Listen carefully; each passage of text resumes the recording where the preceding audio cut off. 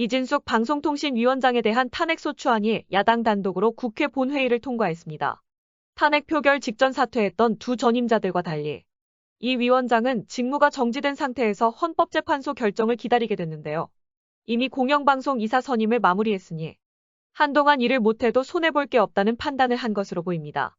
8월 2일 오후 국회 본회의장 이진숙 방송통신위원장의 탄핵소추안 표결이 시작되자 여당 의원들이 회의장을 떠나는데요. 자리를 지킨 야당 의원 188명 중 186명이 찬성했습니다.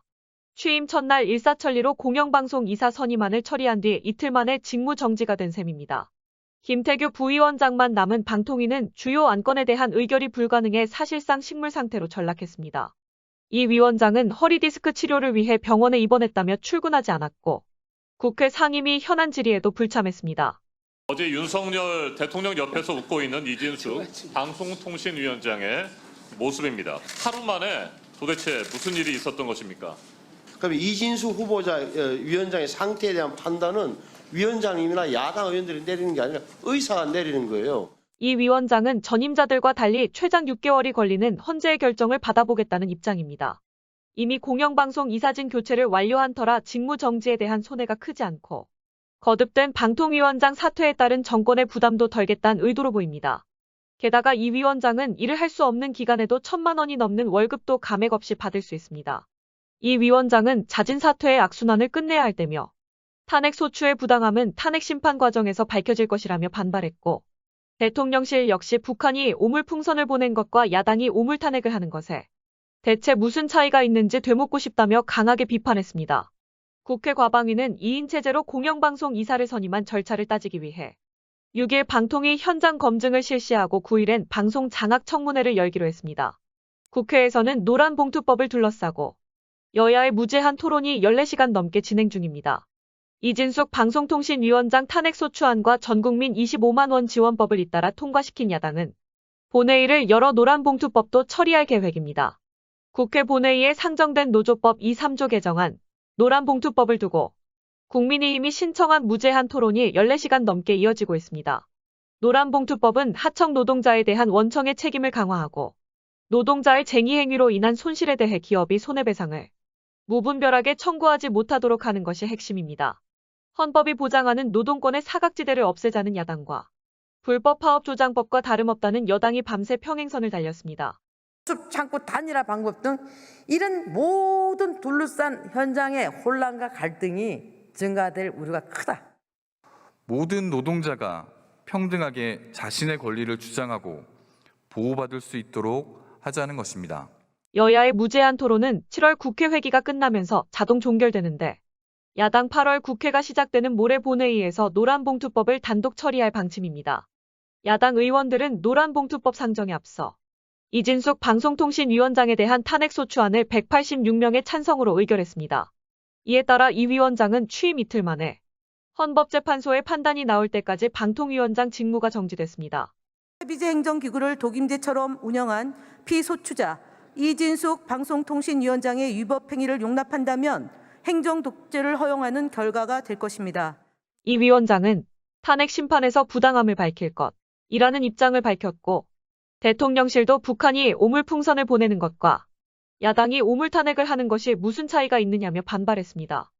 자, 그러면 지금부터 잠시만 주목해 주시기 바랍니다. 제가 구독자분들을 위해서 깜짝 선물을 하나 준비했는데요. 제가 항상 여러분들께 뭐라고 말씀을 드렸나요? 뉴스만 평소에 잘 챙겨보셔도 돈이 된다, 돈을 벌 수 있다라고 말씀을 드렸는데요. 자, 여러분들 여기 보이시는 이스라엘과 하마스 전쟁 같은 뉴스를 보게 되면 여러분들은 어떤 생각이 드시나요? 그냥 뉴스만 보고 끝내는지 아니면 이 뉴스를 어떻게 이용할 수 있는지 이 부분을 고민하고 계시는지 되물어보고 싶습니다. 자, 그 이유가 뭐냐면 제가 지난 11월 초에 여러분들께 뭐라고 말씀을 드렸죠. 지금은 반도체 산업에 관심을 가져야 한다. 뉴스만 보고 그냥 넘기지 마시고 투자 쪽으로 생각을 한번 해보셔야 한다라고 말씀을 드렸습니다. 그리고 나서 이런 썸네일들 뉴스를 통해서 많이 보셨을 텐데요. 이런 반도체 산업이 이슈가 됐을 때 부자들은 어떻게 생각한다고 했나요? 반도체 관련주는 뭐가 있는지, 어떤 종목이 가장 좋은지, 어디에 투자해야 돈이 몰리는지 자연스럽게 생각한다고 제가 말씀을 드렸죠. 그 이유가 뭐냐면 부자들이 봤을 때는 이슈가 곧 돈으로 이어지고 그 이슈가 나에게 돈을 벌어준다는 경험적 확신이 있기 때문에 부자들은 항상 이런 사회적 이슈를 관심 있게 챙겨본다. 이렇게 제가 말씀을 드렸는데요. 제가 지난번에 시청자분들과 함께하는 주식으로 수익 내기 이벤트를 진행했었는데요. 당연히 100% 무료로 진행을 했었고, 자, 여기 보시면 아시겠지만 제가 지난번에도 저한테 구독이라는 문자 남겨주신 모든 시청자분들께 이렇게 반도체 관련주 중에 가장 급등할 확률이 높은 딱 한 종목, 많은 종목이 아니라 딱 제주반도체 한 종목을 여러분들에게 추천드렸어요. 그러면서 여기 나와 있는 대로 정확히 얼마에 매수해야 하는지, 그리고 수익률이 어느 정도 나왔을 때 팔아야 하는지 이런 부분들까지 여러분들에게 정확히 알려드렸었는데, 자, 지금 실제로 어떻게 되었나요? 오른쪽을 보시면 아시겠지만 제가 11월 초에 문자로 이 제주반도체를 소개해드리고 나서 실제로 한 달도 지나지 않아서 이렇게 주가가 2배 이상 급등이 나왔습니다. 그리고 1월 말까지 이 상승세가 계속해서 이어졌죠. 그래서 당시에도 굉장히 많은 분들이 제가 드린 이 종목 제주반도체로 수익을 내실 수가 있었을 텐데요. 다시 한번 축하드린다는 말씀을 드리겠고, 자, 이번에도 마찬가지입니다. 최근에 이슈되고 있는 것이 AI, 즉 인공지능 산업이기 때문에 우리가 이렇게 생각해 봐야겠죠. 인공지능 산업의 경쟁이 심화되면 인공지능 기술에는 한층 더 높은 기술력이 반드시 필요할 수밖에 없다. 그럼 그 중에서 인공지능 관련 해외 특허가 많고 실제로 특허가 적용되고 있는 기업이 가장 크게 부각받을 수밖에 없다.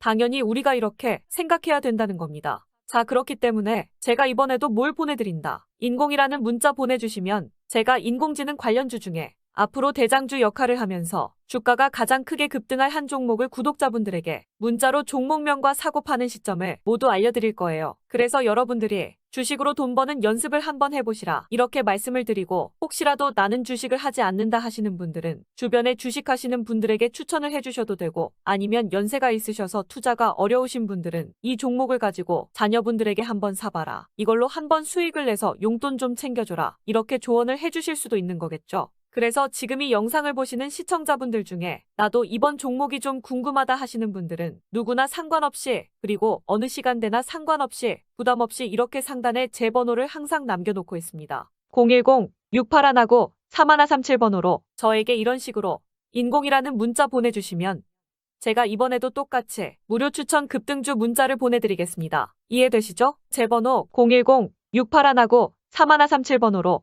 인공이라는 문자 보내주시면 여러분들이 직접 이슈를 통해서 돈 버는 연습을 해보실 수가 있는 거고, 제가 돈을 받는 것도 아니고 투자를 대신해 드리는 것도 아니니까 부담 없이 신청해 주시면 되는 겁니다. 그리고 수익이 나면 저는 다른 것은 바라지 않습니다. 제 채널에 구독, 좋아요 한 번씩만 눌러주시기만 하시면 됩니다.